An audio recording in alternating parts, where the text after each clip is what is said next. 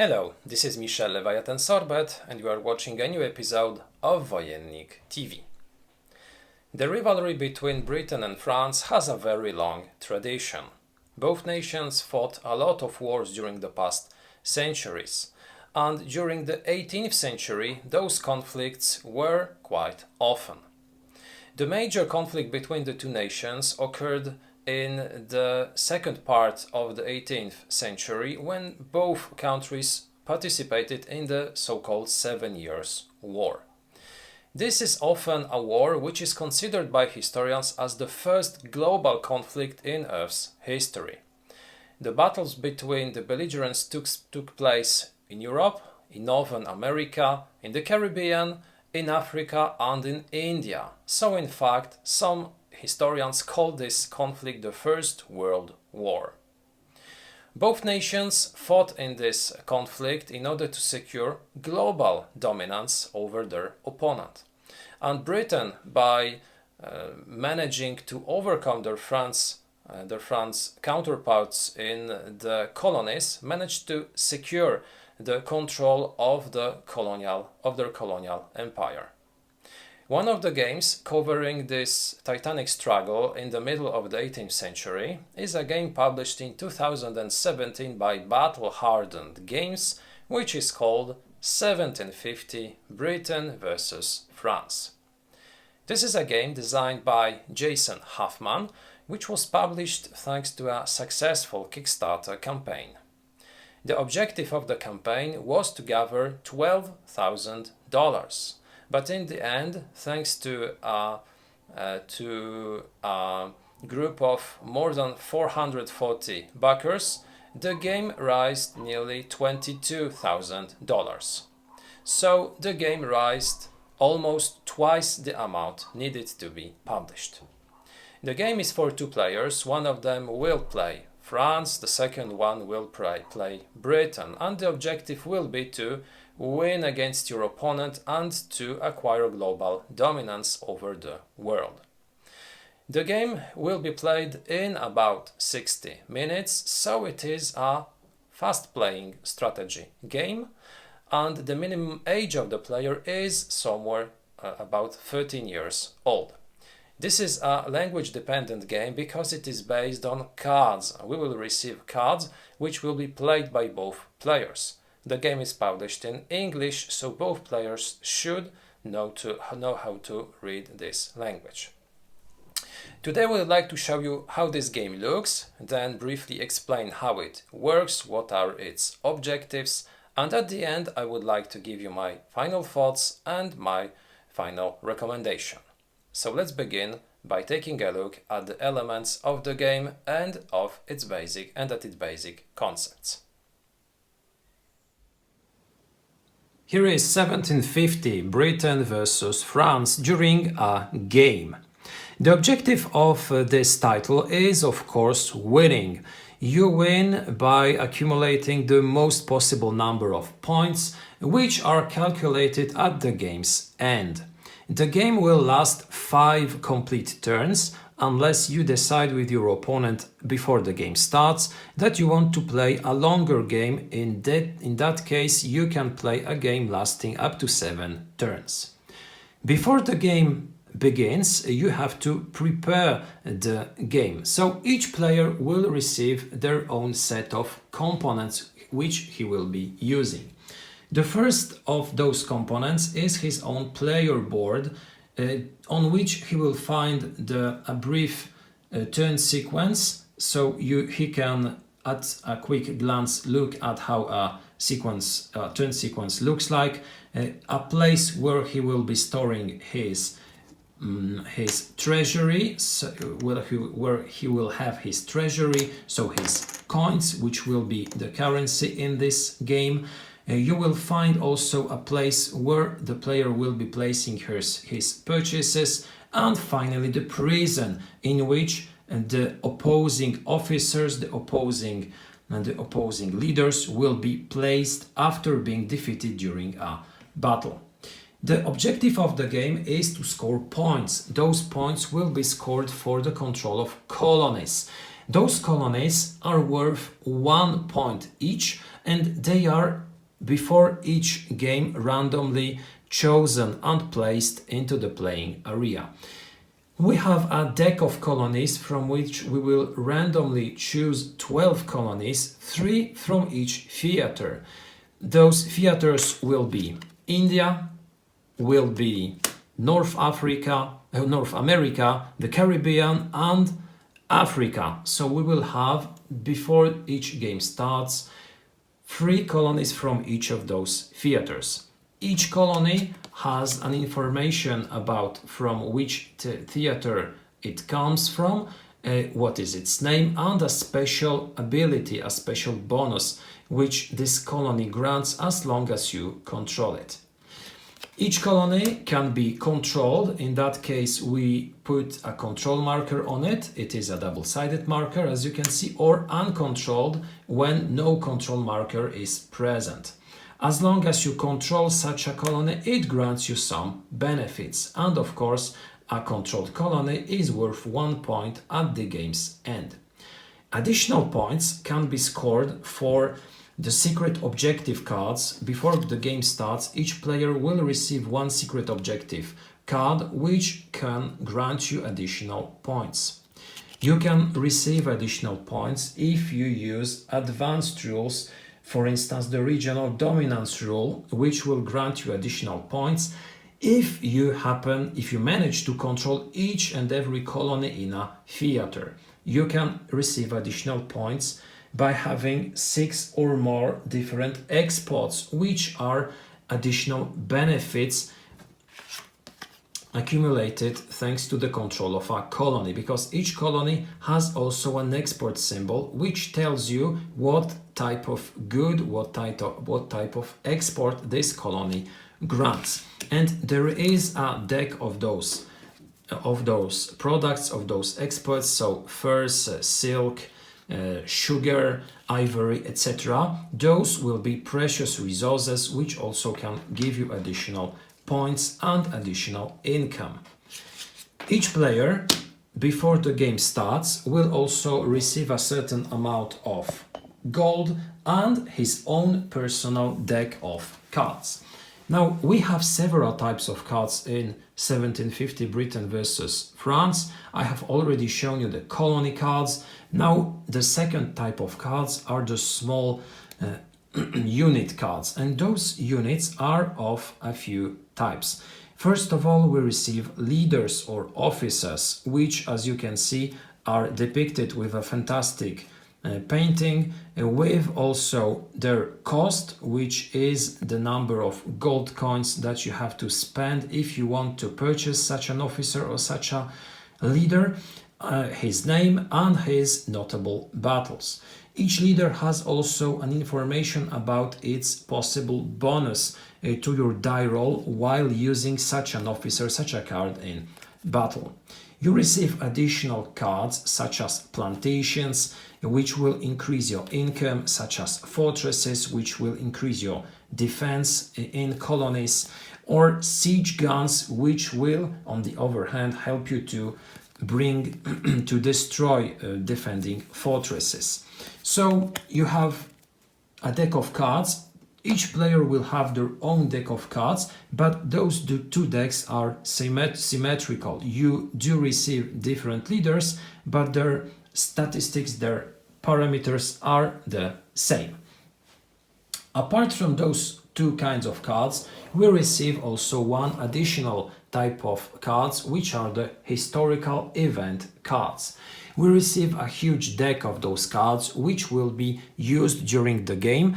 And before the game starts, we choose randomly 10 of those cards in order to create a separate deck. This will be the start of turn draw deck, from which each player will be drawing cards at the beginning of his or her turn.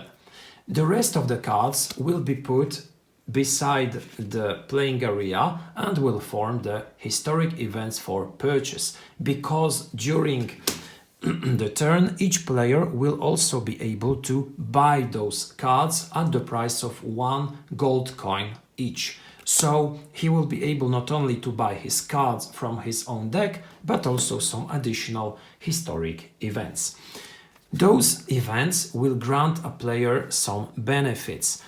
You can receive bonuses in battle, you can receive the possibility to place new colonies in the playing area, you can also forbid movement to your opponent, etc., etc. As you can see, each of those cards is also a card with a fantastic picture and with a very clear instruction telling you how to use such a card during the game.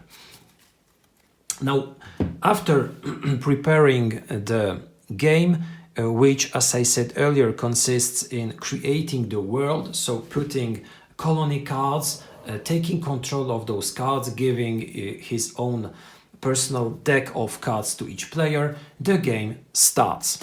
The game will last 5 or 7 turns in the advanced mode, and during each turn, each player will do a very specific set of actions. At first, a player will draw one card from the start of turn draw deck, so he will receive one card at free without having to pay anything for such a card.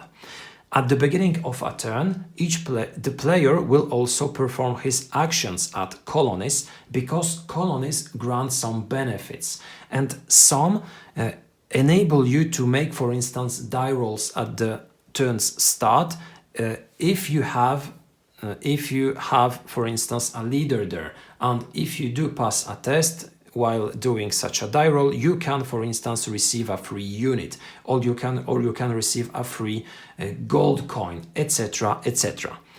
The second thing done during a turn is the political objective phase. Now, I haven't shown you yet this element, but it is absolutely gorgeous. It is the political objectives board.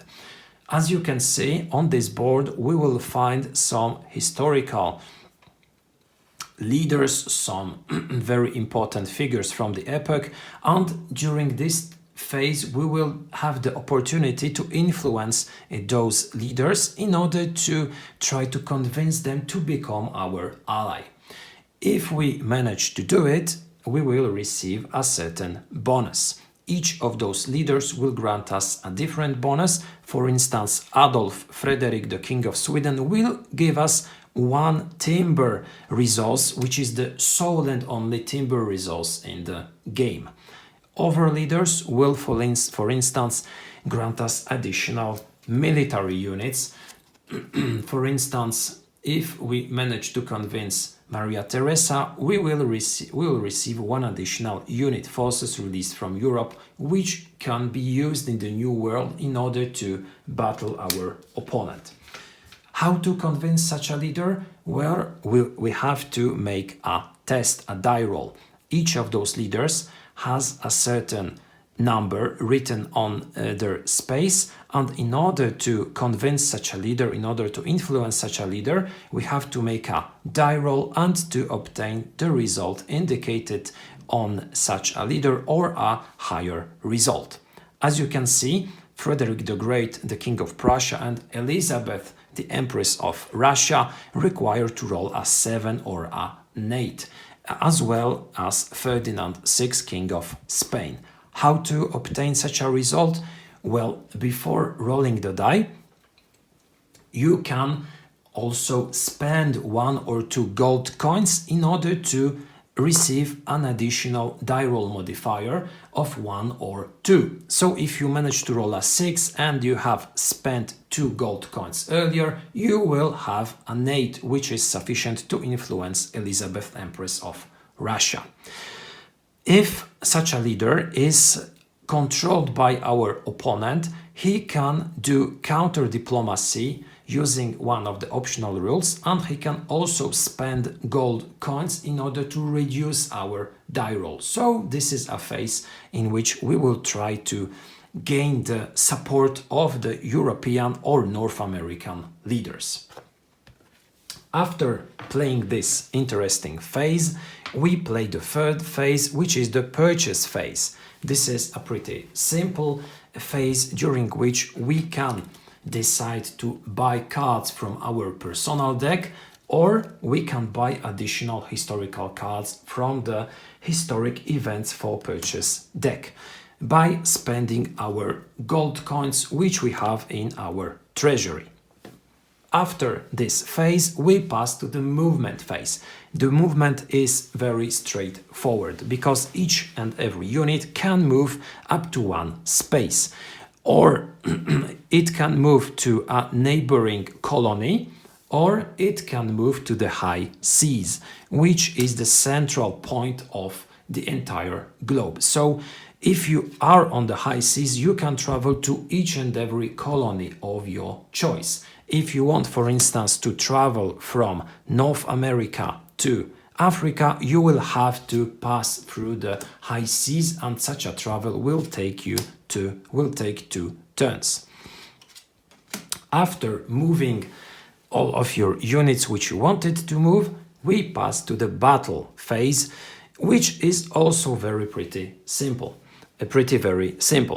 because during a battle, which happens when the units of 2 players encounter in one colony or on the high seas space, the attacker makes pairings. He pairs cards, his own and the defending player, and he can pair them in the way that he wants.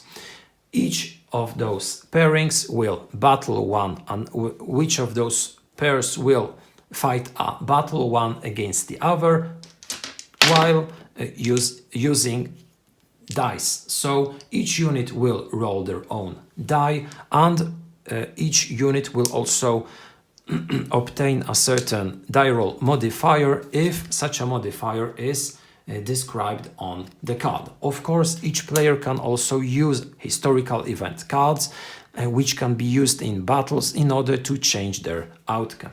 The higher result wins, and it destroys the defender. There is no wounding, there is no retreat, you just destroy the defending unit. If there are 2 units in a pairing, because for instance the attacker had 1 unit and the defender 2, it's the losing side which decides which card to destroy. Destroyed local allies or privateers are removed from the game, whereas officers are taken prisoner and stored in the prison on the player's board. It's important because you can, first of all, use the optional rule of diplomacy, which enables you to exchange prisoners, but secondly, at the game's end, if both players have the same number of victory points, the number of prisoners taken is the first tiebreaker. So it's important to have prisoners. After a battle ends, which happens when there are units of only one side left in a colony, such a colony is either defended or taken by our opponent. We change the control token on such a colony, and we also have to give to our opponent the card of the expert matching to the one which is presented on the colony taken by our opponent. After resolving each battle, we pass to the place purchases phase, which is very simple because during this phase we take all of the cards from our purchase part of the board and we place them in the playing area. We can place a card either on one of our colonies or on the high seas. There is no stacking limit. We can just put those cards where we want. We can use additional cards in one location, or we can use the high seas card where there is no stacking as well. The last thing done during our turn is to take our income. We receive always 3 gold units and additionally 1 gold unit for each set of 3 different experts. So for instance, for such a set, I would take 1 gold coin at the end of the turn. If I had additional 3 cards, I could receive 1 additional gold coin. Those coins are put in our treasury and we end the turn by doing so. After playing our turn, it's up to our opponent to play his own, and we play in such a way up until the 5th turn is ended. And those are pretty much all the rules governing the play of 1750 Britain versus France. Now let's pass to the conclusion. I would like to give you my final thoughts about this game. 1750 Britain versus France covers a very interesting topic and a very interesting period. I like games covering struggle or conflicts between France and Britain, and because of my French origins, I am always eager to fight the British and to change history, to enable the French to overcome their eternal enemies during the conflict simulated on a board. 1750 is a game which is surely a game which stands out when it comes to the quality of the components and the elements that you receive inside the box. I love the artwork. I believe that the paintings used on the cards or on the political board are beautiful and are really nice to see when you lay down all those components during the game. The political board is a piece of art. It's absolutely gorgeous and it's one of the prettiest elements that I have ever seen in any board game. What I really like is the theme and the way that the conflict between France and Britain had been simulated in this game. We have more than one layer in this game because you have both the military aspect, you have to raise troops, you have to move them, you have to battle your opponents, you can create siege guns, you can fight on the high seas, on land. Again, you have also the economical aspect. You are fighting for the control of colonies, which grant you some goods, which give you additional income, which you can invest in order to buy new cards, new forces. You have the political layer. You try to influence the reigning monarchs in Europe in order to gain their support for your cause. I like this fact because with simple mechanics, with simple ideas, the game is a complex one. The game is pretty easy to master, to play. It's pretty easy to explain.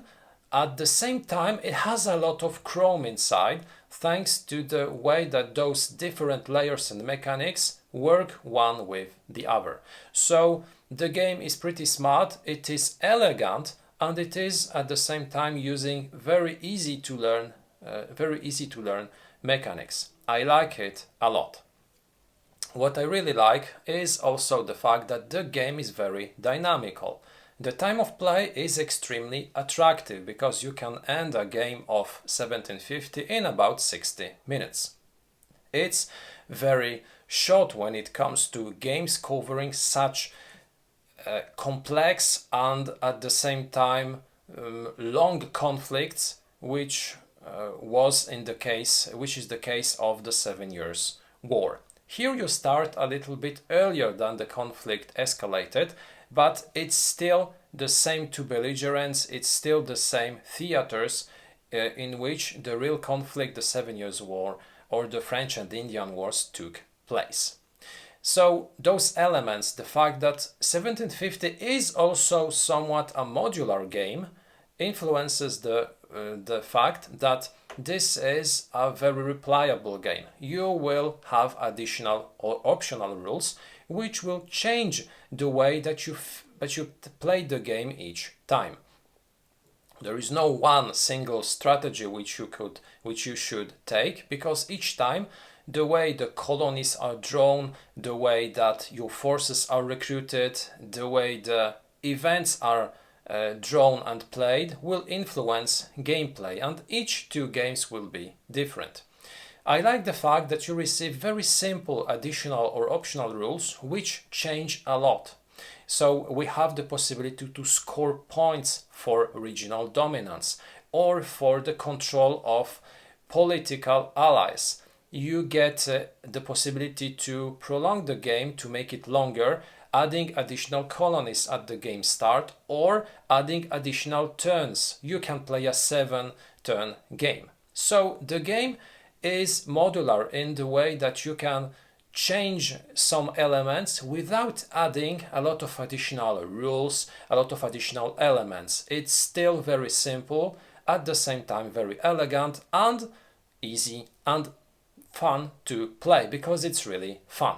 So what in my opinion are the weaker points of this title? The first thing is that this game is really long to set. You will play it in about 60 minutes, but first you have to prepare it, and believe me, it takes some time. There is a lot of elements. At the same time, you have to place them in a very specific way. You have to prepare your own deck, the event deck, the historical events start of turn draw deck, the colonies, 3 of them from each theater. You have to prepare your player board, and at the same time the game takes really a lot of space. When it comes to 2-player card games, I believe this is the one which takes really the most space from those that I know. So those are maybe small issues but you should take them into consideration if you want to play this game. You won't play this game in a train. You will not play this game if you have only a small tea table. No, not possible at all. Secondly, I think that although the components are of a very high quality, I love the artwork as I said, I think the colony cards are not very functional. They are small sized, and thanks to it they do not take a lot of space on the table, although 3 in a row still take a lot of space. But I think that the small font and the small export symbol printed on them are just too small. From my perspective, I had trouble sometimes to distinguish those export symbols. I had to grab the card, look at the symbol, put it back, then take it once more to read the special ability or the action possible thanks to this colony. Maybe some additional symbols should have been used. Maybe the export symbols should have been larger. I think it would enable players to play more comfortably. I think also that the game is a game with the end of the world syndrome, which means that the ending player, the second player, which has the last possibility to act, will have an easier game than the first player. The first player, of course, can have the initiative. It can launch an offensive, and he will force his opponent to concentrate on the theater in which this offensive took place. But at the game's end, when there is only the final turn to play, the last player can launch a major offensive everywhere where he wishes, without the fear of receiving a counter-offensive or of having to face a counter-offensive, because he can just attack where he thinks that he has any chance of grabbing an additional point, leaving his colonies undefended without any fear of a retaliatory attack. Well, because of it, it is possible for the last player to score some additional points, and believe me, in this game 2 or 3 points is a lot of points. So even if such desperate attacks are successful, it can be a game changer.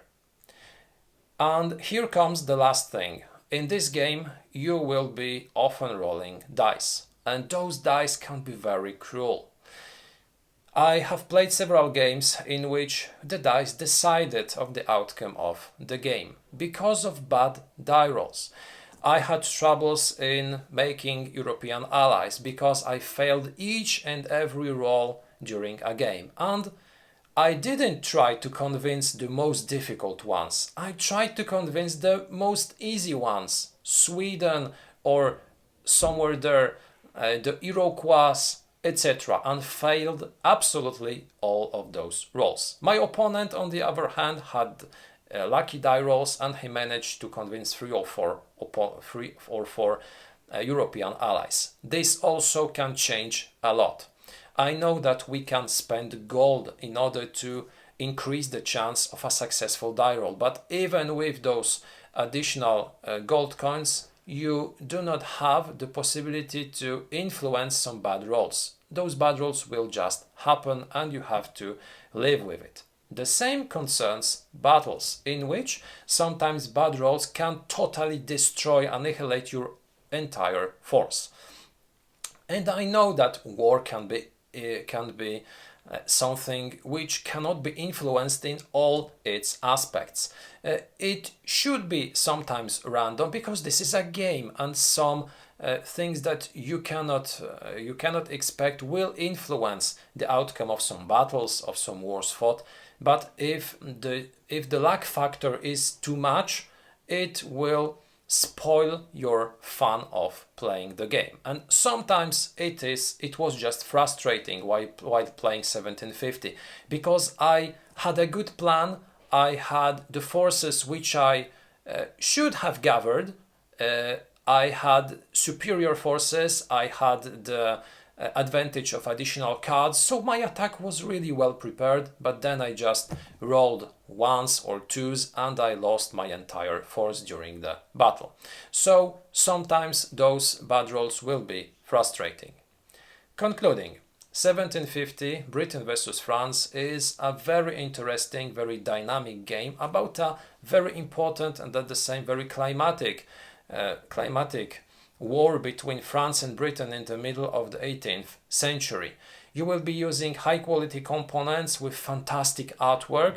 You will be fighting on different layers, both in the military, the economical and the political aspect.